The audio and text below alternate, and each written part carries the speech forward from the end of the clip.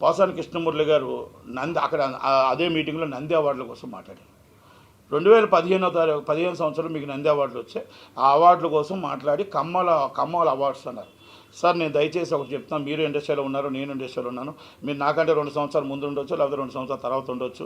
ఈ ఇండస్ట్రీ ఒకటి మాత్రం చెప్తున్నాను సార్, పార్టీల తర్వాత అండి, పార్టీలు అనేది ఎవరి వాళ్ళకున్నాయి, ఎవరి ఎజెండాలు వాళ్ళకున్నాయి. కానీ ఇక్కడ మాత్రం సినిమా వాళ్ళు అందరికీ ఒకటే కులం, సినిమా కులం. ఇక్కడ కులమత భేదాలు లేవు, సినిమా కులం. ఈ సినిమా కులం 100% సినిమా వాళ్ళు అందరం కలిసి ఒకటే కులం తప్ప ఇక్కడ కమ్మ, కాపు, రెడ్డి అనేది లేకపోతే ఇంకోటి అనేది లేదు అనేది మాత్రం మీకు స్పష్టం చేసి చెప్తున్నాను. తమరికి మీకు తెలిసిన విషయాలే మళ్ళీ నేను చెప్తున్నా. మీరు ఏ ఉద్దేశంతో మాట్లాడారో నాకు తెలియదు, కానీ నేను మీకు చెప్తున్నా. మీరు ఇంకో మాట అన్నారు, అవార్డులో అన్యాయం జరిగింది. ఎస్, జ్యూరీ కమిటీలో అవార్డులో అన్యాయం జరిగింది వాస్తవం. అవార్డుల్లో అక్కడ లాబింగ్ జరగడం వాస్తవం. అవార్డుల్లో నిజమైన వాళ్ళకి అవార్డు రాలేదనేది వాస్తవం. ఇవన్నీ కూడా గవర్నమెంట్ తప్పులు కూడా ఉన్నాయి. గవర్నమెంట్ జ్యూరీ కమిటీ వేస్తే ఆ జ్యూరీ కమిటీ వాళ్ళ తాలూకాకు తెలిసిన దగ్గర ఉన్నట్టు ఇచ్చుకున్నారు. It's government fault. గవర్నమెంట్లో ఎవరైతే ఉన్నారో వాళ్ళు ఇష్టం వచ్చిన దగ్గర వాళ్ళకి వేసుకోకూడదండి. ఎక్కడ ఒకప్పుడు మీరు 91, 92 చూడండి. 91, 92 మీరు కావాలంటే ఈ రోజుకి కూడా మీరు రిపీట్కి వస్తారు, వెళ్ళి ఆన్లైన్లో చూడండి. నంది అవార్డుల ఫంక్షన్ అంటే మున్సిపల్ స్టేడియం విశాఖపట్నంలో పెట్టారు, ఒకసారి ఒంగోలులో పెట్టారు. అలాగా చాలా పెద్ద ఫంక్షన్ చేసేవారు. చేసేటప్పుడు అక్కడ సీఎం వచ్చేవాడు, అందరూ వచ్చి పెద్దగా పెడితే దాసనాథ్ గారు ఒకసారి అన్నారు, కె విశ్వనాథ్ గారు అవార్డు కోసమే వస్తారైనా ప్రతిసారి అవార్డులు మొత్తం నంది అవార్డులను ఆయన పట్టుకెళ్ళిపోతారని. అంటే ఒక ప్రోక్టుగా అందరూ వచ్చారు, రాఘవేంద్ర గారు అందరూ కూర్చున్నారు. మేము ఇన్ని సినిమాలు తీస్తాం, మాకు రాదు, ఆయన అవార్డులు తీసుకెళ్తారు.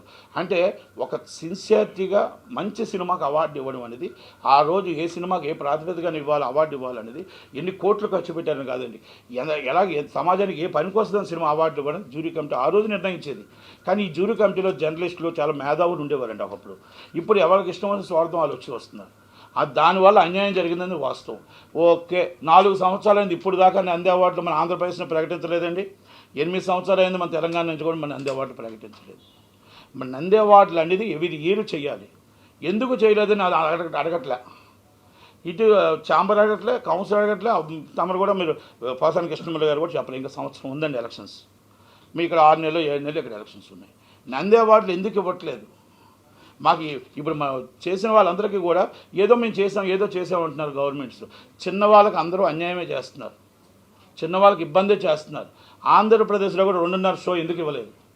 మరి దాన్ని పోసాని కృష్ణమురళి గారు మీరు ఎందుకు అడగారు? చిన్నవాడు బతకాలని మీకు లేదా? చిన్నవాడు బతకాలంటే ఆంధ్రప్రదేశ్లో 2.5 షో ఉండాలి. కాస్త కోస్తో ఇప్పుడు ఆ చిన్న సినిమాలు కాస్త వస్తే ఆంధ్రప్రదేశ్ థియేటర్లు ఆడుతున్నాయి.